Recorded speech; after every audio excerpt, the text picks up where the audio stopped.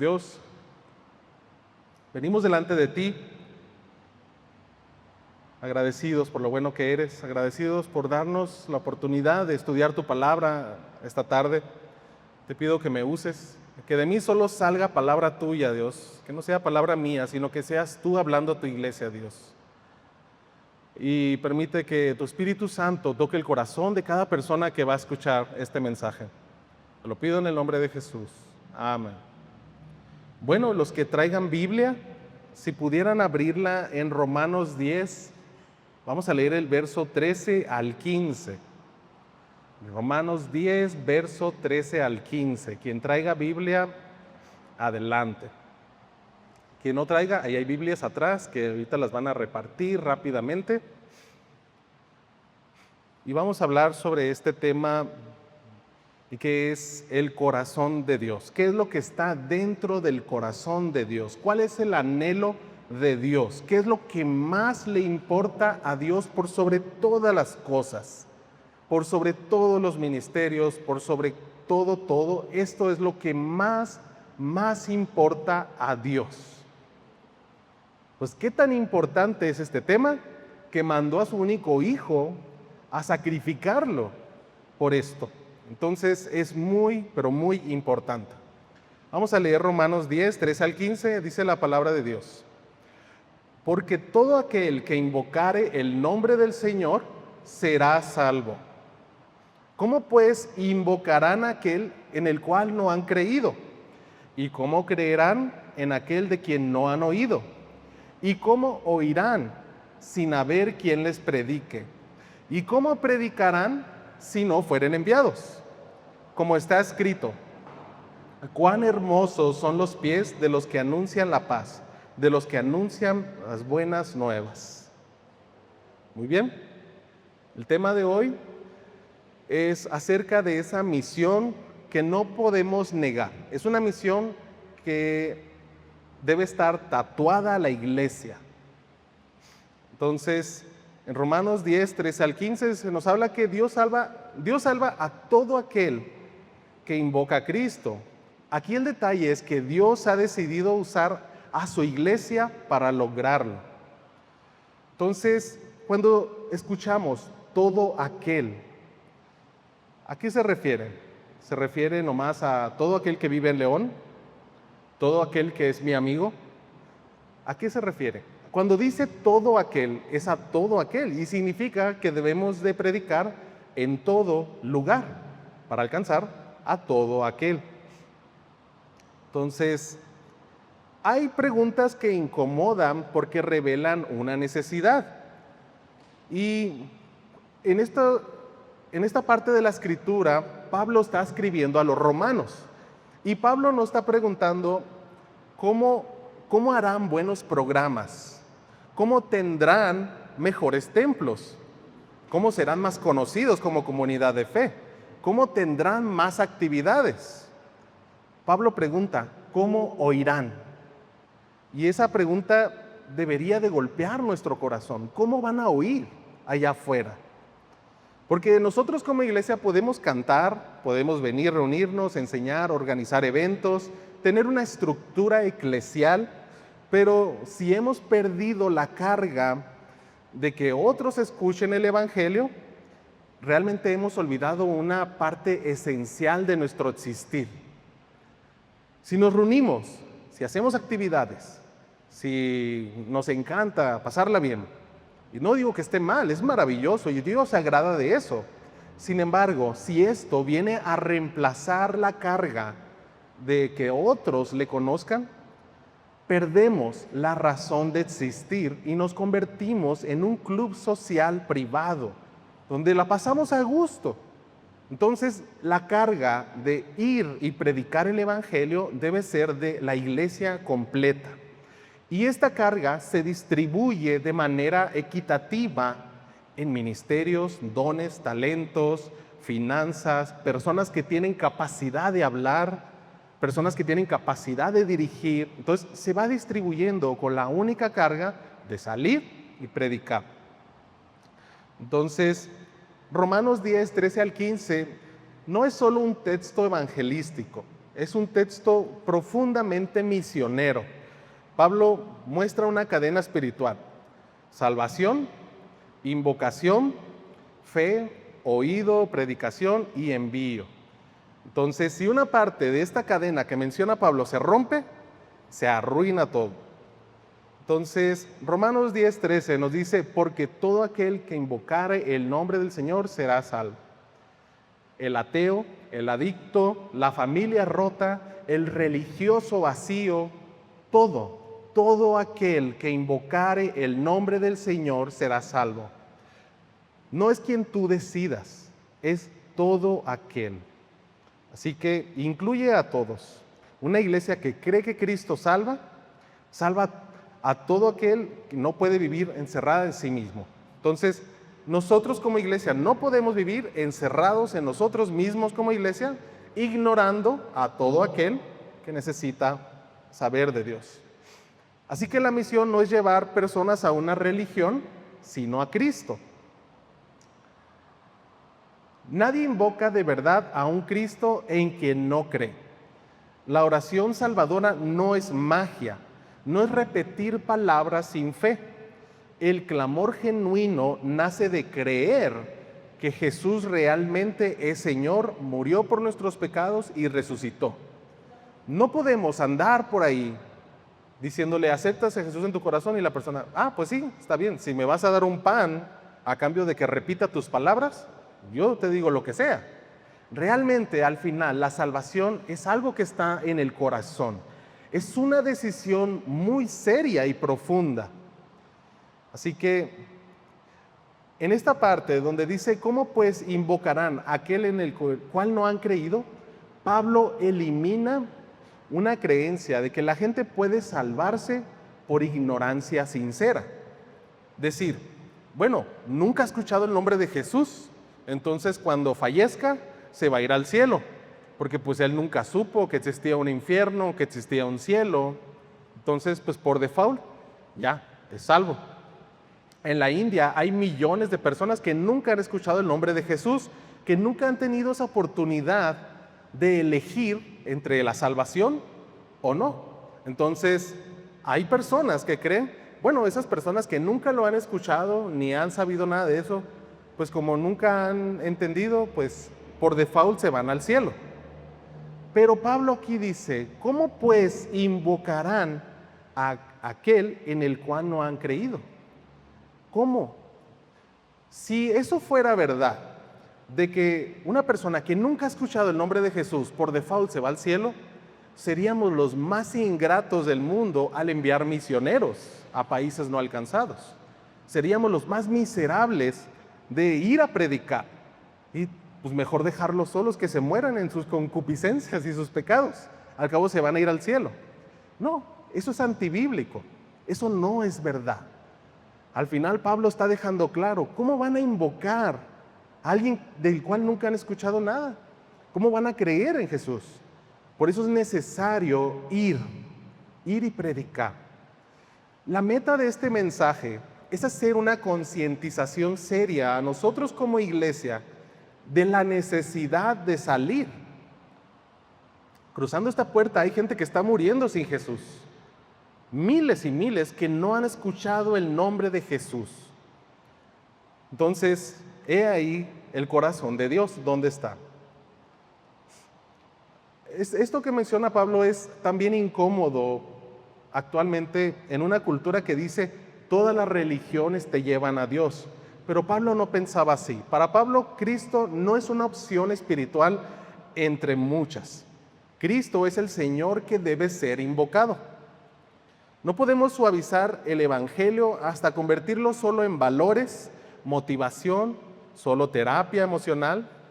El centro del evangelio es Cristo, es su muerte, su resurrección, su señorío y el llamado a arrepentirnos de nuestros pecados.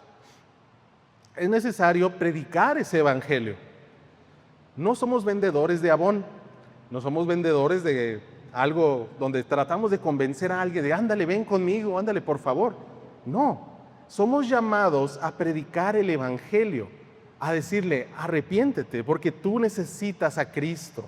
Es necesario que te arrepientas, que confieses que Jesús es Señor y vas a ser salvo. Si no, tú vas destinado a un fuego eterno, al infierno. Esto no es un juego.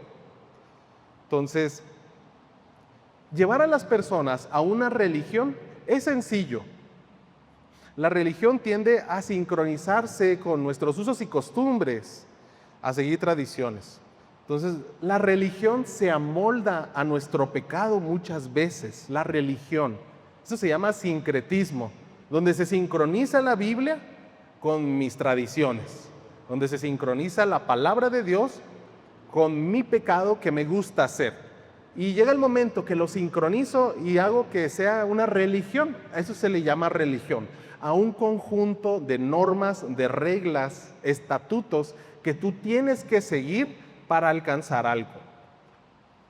Sin embargo, es mejor predicar una relación con Dios. Relación con Dios es como un tanto el contrario hasta cierta manera, porque la religión se basa, ok, haz esto, esto, esto y esto, y vas a ser aceptado.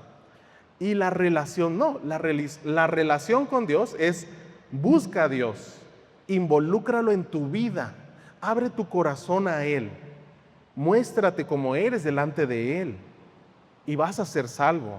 Reconoce tus pecados, reconoce que fallaste y busca agradarle cada día.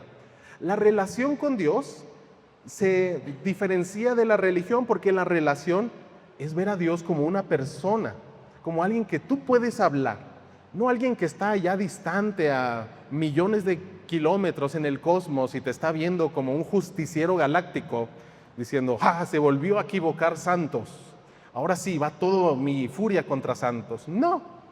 Es una relación.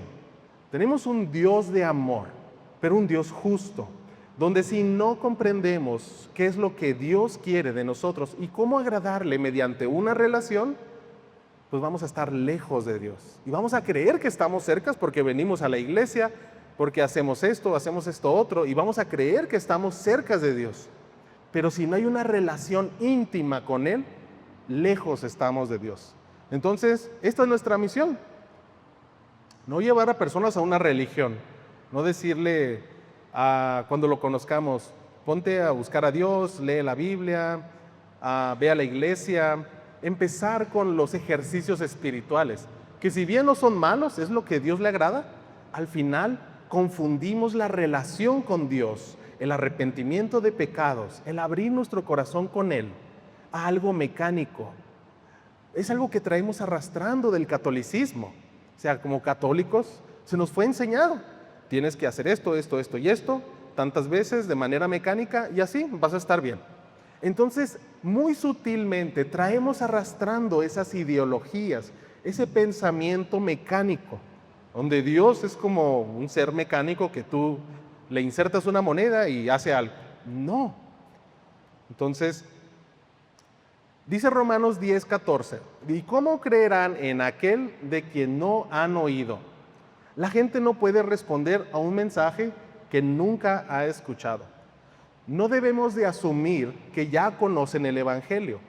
Han oído críticas, escándalo y moralismo. La gente necesita oír de gracia. La gente escucha de la iglesia cristiana 1000 barbaridades. La gente escucha escándalos. La gente escucha eso del moralismo. ¿Qué es el moralismo? Es pues tratar de comportarnos bien moralmente. La gente escucha, bueno, pues acercarse a Dios es portarte bien. Si te portas bien, pues Dios va a estar feliz.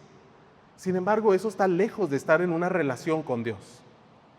Entonces, esta parte en Romanos 10:14, en la segunda parte, en el griego, en el cual fue escrito originalmente, la frase puede entenderse también como, ¿cómo creerán en aquel a quien no han oído? ¿Cómo creerán en aquel a quien no han oído? Y esto sugiere algo muy hermoso, y es cuando el Evangelio es predicado fielmente, es como que Cristo mismo está hablando a través de nosotros a los demás. No es que el predicador tenga poder en sí mismo, es que Dios decidió usar la predicación del Evangelio como un medio para que las personas lo conozcan. Así que el Evangelio no fue diseñado para ser guardado, sino para ser proclamado. Nuestro silencio como iglesia es la tragedia de los perdidos. Si nosotros callamos, los perdidos van a permanecer perdidos y van a morir sin Cristo. Dice Romanos 10:14 la otra parte, ¿y cómo oirán sin haber quien les predique? Aquí Pablo toca el asunto central de la misión. Para que alguien oiga, alguien tiene que hablar. Y esto parece obvio, pero muchas iglesias viven como si esto no fuera. Queremos que la gente crea, pero no les hablamos. Queremos que las familias cambien, pero no les predicamos. Queremos que la ciudad conozca a Cristo, pero no salimos. Queremos que las naciones adoren, pero no enviamos. Así que la palabra en Romanos 10:14 de predique, la palabra griega relacionada con predicar tiene la idea de un heraldo. En el mundo antiguo, el heraldo era el mensajero oficial del rey. Era ese que salía a dar la buena noticia cuando algo pasaba.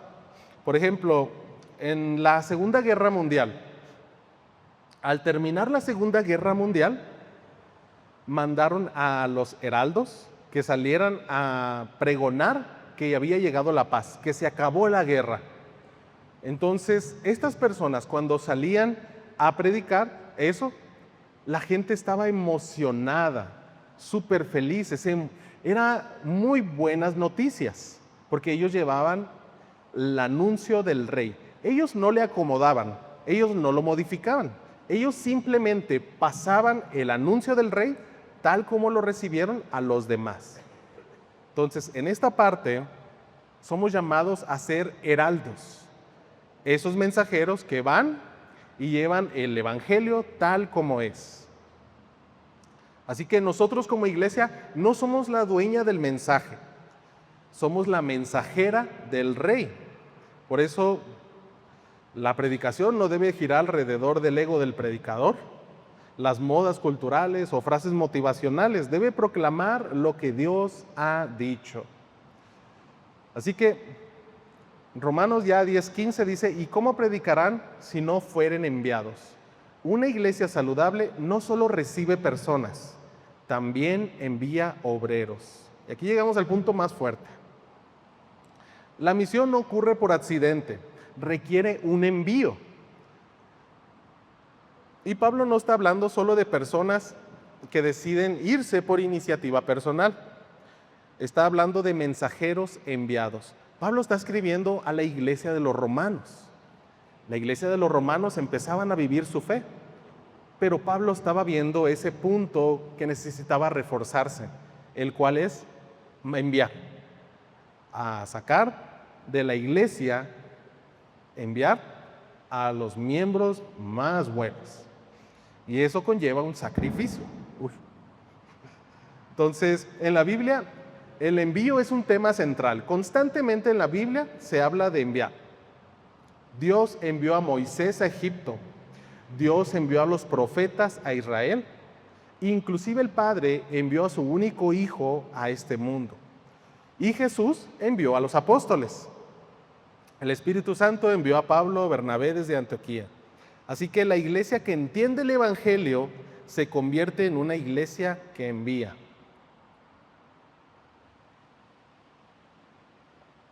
En el mundo antiguo, ser enviado conllevaba un costo, no es económico. Pablo manda cartas a las iglesias que lo apoyaban diciéndole, ocupo recurso, necesito que me ayuden. Esto de ir a predicar se necesita no nomás que la persona vaya y que allá se las vea, sino se ocupa una iglesia que envíe a misioneros, a personas que Dios escogió para ir a predicar. Y la iglesia va a apoyar con oración, con ayuno, con finanzas, estando al pendiente de esta persona. En los tiempos de Pablo no existía WhatsApp, Facebook, no existían redes sociales, pero existían las cartas. Y Pablo enviaba cartas. Y la iglesia enviaba mensajeros con Pablo. Entonces había comunicación. Si desde aquellos tiempos de Pablo ya había una comunicación, hoy también lo debe de haber. Entonces, aquí está en orden inverso las preguntas que hace Pablo. Y empezamos con enviar, para predicar, para que puedan oír los demás, para que estos que oyen puedan creer, para que puedan invocar a Dios y lleguen a ser salvos. Pablo lo muestra a la inversa. Pablo empieza con salvación. ¿Cómo van a ser salvos si no invocan? Entonces, si nosotros de allá, de la parte primera, donde dice enviar y predicar, quitamos alguno de esos, la cadena se rompe, la salvación no llega. Si dejamos de enviar, si dejamos de predicar, pues hasta ahí llegó el corrido. Ya nadie va a oír, nadie va a creer, nadie va a invocar a Dios. ¿Por qué? Pues no enviamos y no predicamos. Entonces, dice Romanos 10:15, cuán hermosos son los pies de los que anuncian la paz, de los que anuncian buenas nuevas. Los pies más hermosos no son los que buscan comodidad, sino los que llevan a Cristo.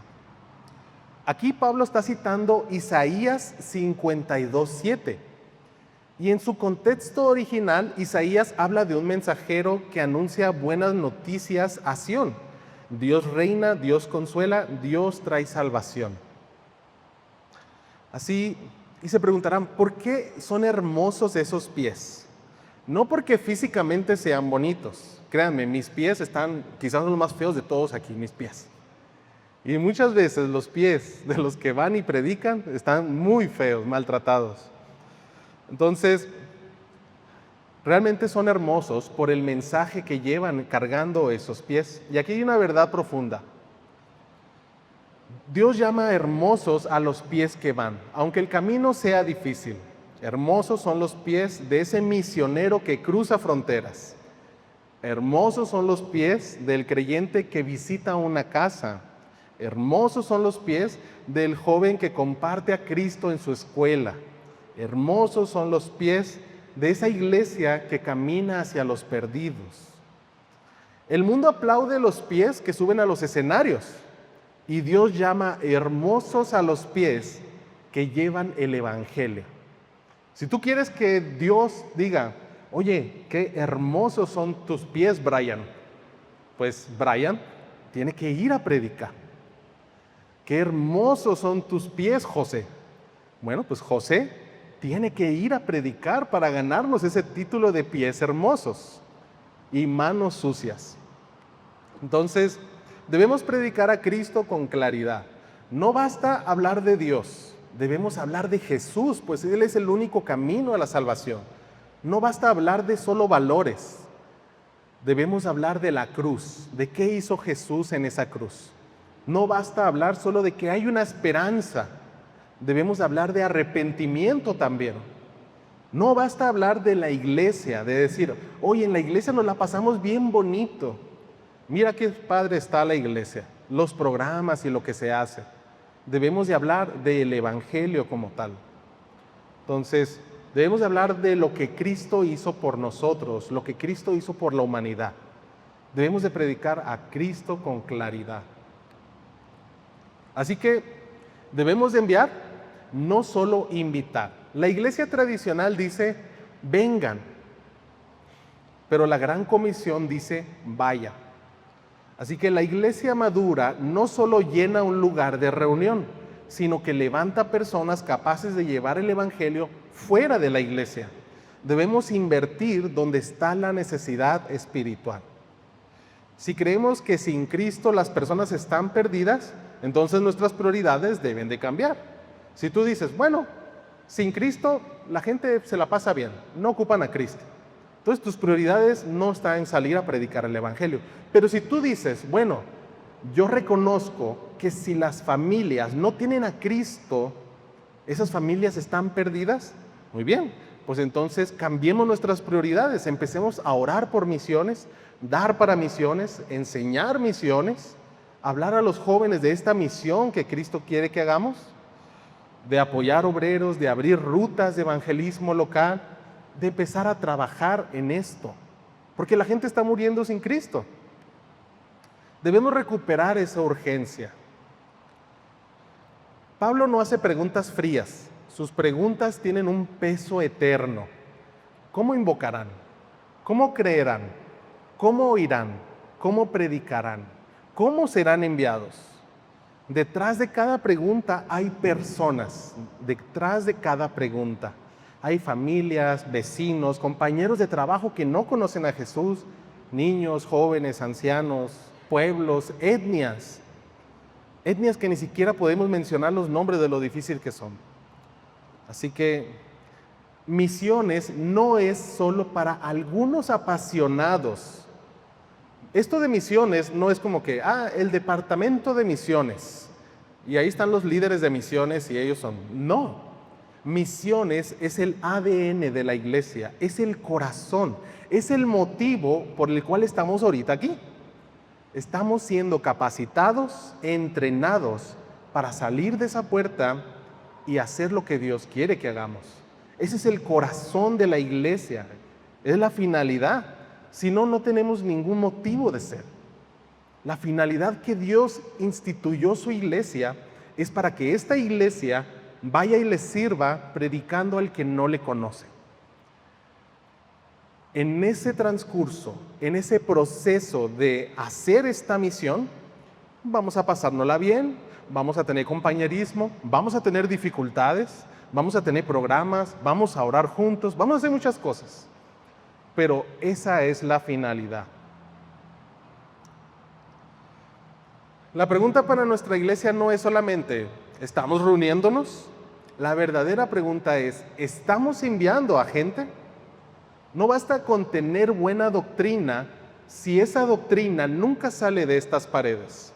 No basta con tener buenos cultos si nadie fuera de la iglesia escucha el evangelio. No basta con cantar de las naciones si no estamos dispuestos a ir a ellas.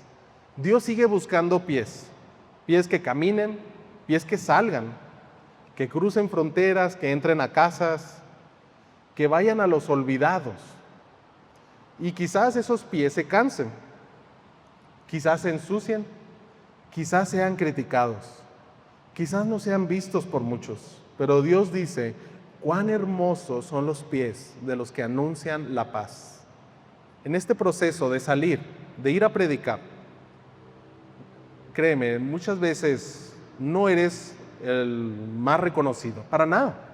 Si Dios te llama a un pueblito en Zacatecas, allá en medio de la nada, donde quizás no hay ni luz, y ahí estás tú predicando el evangelio con tus pies polvorientos, muy bien, pues Dios dice, hermosos son los pies de esa persona que está ahí metido predicando el evangelio.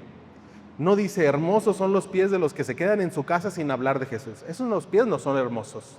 Hermosos son los pies sucios que salen a predicar. El pasillo del hospital comunitario es frío, rancio, impregnado del olor a desinfectante y desesperanza. En primer plano vemos a un niño sentado en una silla metálica, le queda inmensa, su cuerpo consumido por la desnutrición. Él es el vivo retrato de la fragilidad humana. Sus ojos están hundidos y enmarcados por sombras oscuras. No solo reflejan la fiebre que quema el cuerpo, sino un dolor más profundo, el dolor de la indiferencia. Sus manos tiemblan implorando un alivio que no llega. Está muriendo de una sed que sí tiene cura. A unos metros en la escena se torna desgarradora. Hay una cajita que dice medicina. Y quienes la sostienen no son extraños lejanos, es un grupo cerrado, es una familia.